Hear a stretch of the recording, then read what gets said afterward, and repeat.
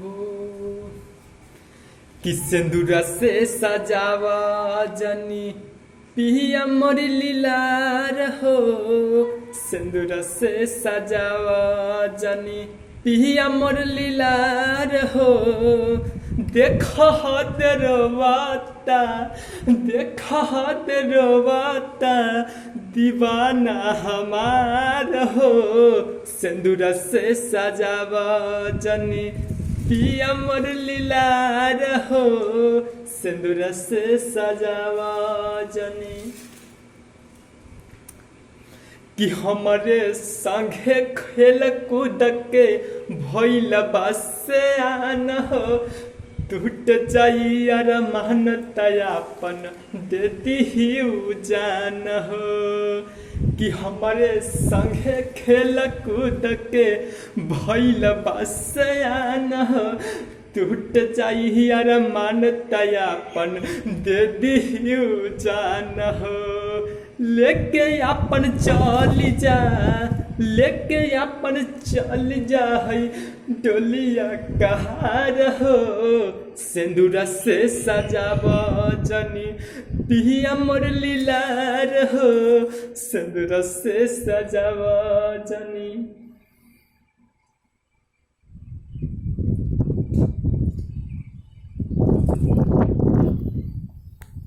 और इसके आगे हो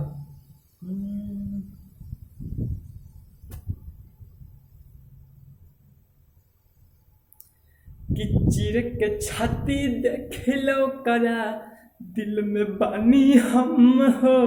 जन्म जन्म साथ जिए मरे के खैले बानी जा कसम हो। कि चीर के छाती देखलो करा दिल में बानी हम हो। जन्म जन्म साथ जिए मरे के खैले बानी जा कसम हो। हमरे खातिर आ चले, हमरे खातिर आ चले बड़ुअन कुआर हो। सिंदूर से सजावा जनी पिया मोर लीलार हो। सिंदूर से सजावा जनी पिया मोर लीलार हो। सिंदूर से सजावा जनी।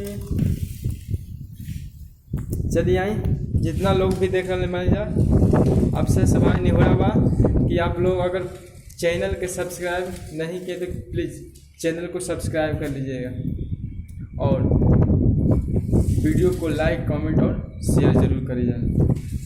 Thank you.